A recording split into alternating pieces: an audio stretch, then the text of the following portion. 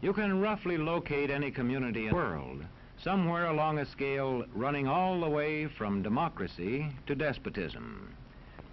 One to the democracy end, another somewhere in the middle, and a third. Let's find out about despotism. This man makes it his job to study these things. Well, for one thing, avoid the comfortable idea that the mere form of government can of itself safeguard a nation against despotism. Germany, under President Hindenburg, was a republic. And yet in this republic, an aggressive despotism took root and flourished under Adolf Hitler. When a competent observer looks for signs of despotism in a community, he looks beyond fine words and noble phrases. For which it stands, one nation, indivisible, with liberty and justice for all. Many observers have found that two workable yardsticks help in discovering how near a community is to despotism: the respect scale and the power scale. A careful observer can use a respect scale to find how many citizens get an even break. As a community moves towards despotism, respect is restricted to fewer people. A community is low on a respect scale if common courtesy is withheld from large groups of people on account of their political attitudes. If people are rude to others because they think their wealth and position gives them that right, or because they don't like a man's race or his religion.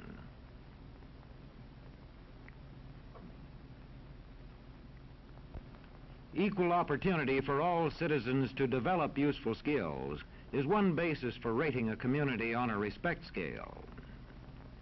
The opportunity to develop useful skills is important, but not enough. The equally important opportunity to put skills to use is a further test on a respect scale.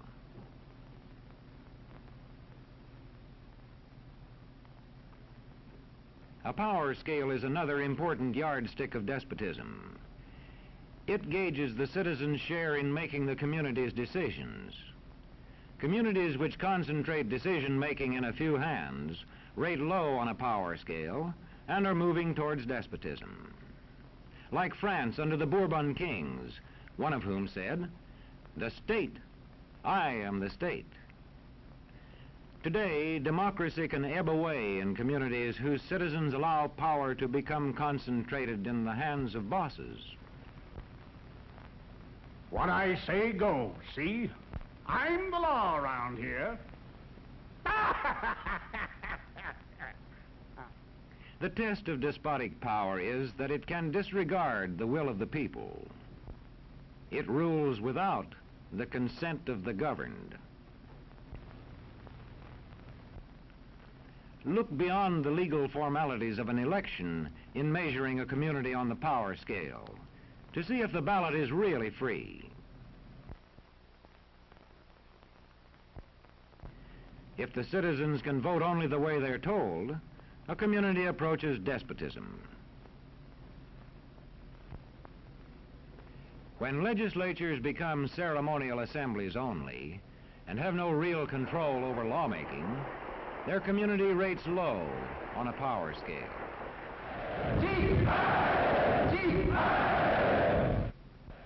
In a downright despotism, opposition is dangerous, whether the despotism is official or whether it is unofficial.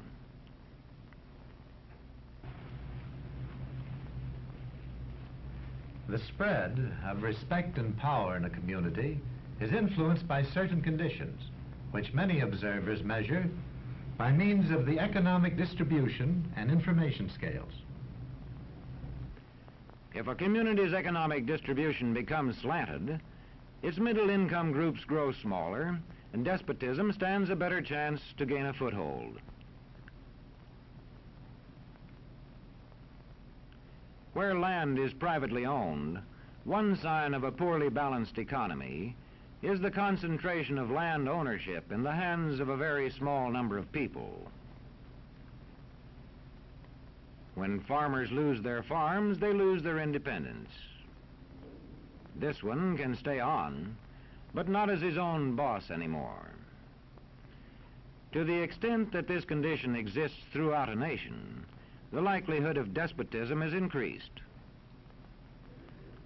In communities which depend almost entirely on a single industry, such as a factory or mine, maintaining economic balance is a challenging problem.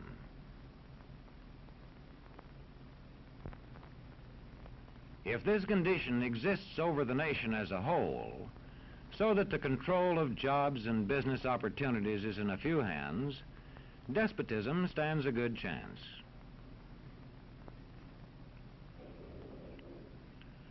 Another sign of a poorly balanced economy is a taxation system that presses heaviest on those least able to pay. A larger part of a small income is spent on necessities such as food. Sales taxes on such necessities hit the small income harder.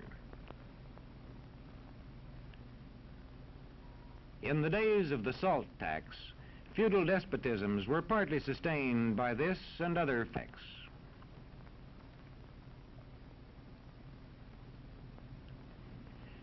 A community rates low on an information scale when the press, radio, and other channels of communication are controlled by only a few people, and when citizens have to accept what they're told.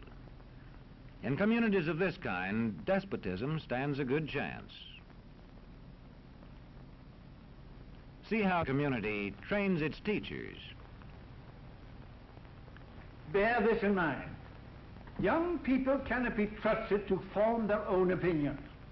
This business about open-mindedness is nonsense.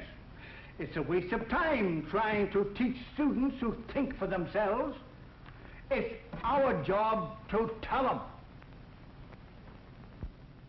And when teachers put such training into practice, despotism stands a good chance. These children are being taught to accept uncritically whatever they're told. Questions are not encouraged. How can you ask such a question? Have you got a textbook? Yes, ma'am.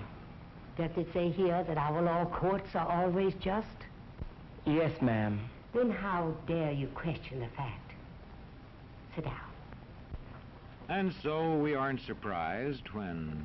But it must be true. I saw it in this book right here. And if books and newspapers and the radio are efficiently controlled, the people will read and accept exactly what the few in control want them to.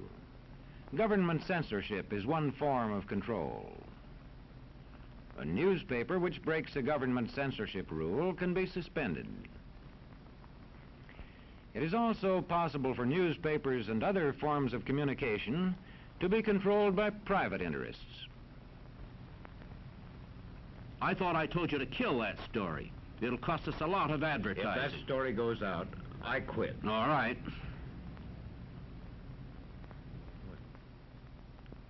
What sort of community do you live in? Where would you place it on a democracy-despotism scale? To find out, you can rate it on a respect scale and a power scale. And to find out what way it is likely to go in the future, you can rate it on economic distribution and information scales.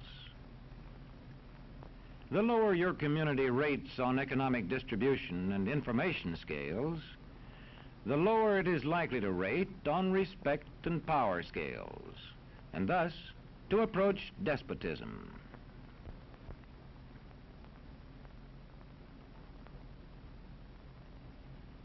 What happens in a single community is the problem of its own citizens. But it is also the problem of us all, because as communities go, so goes the nation.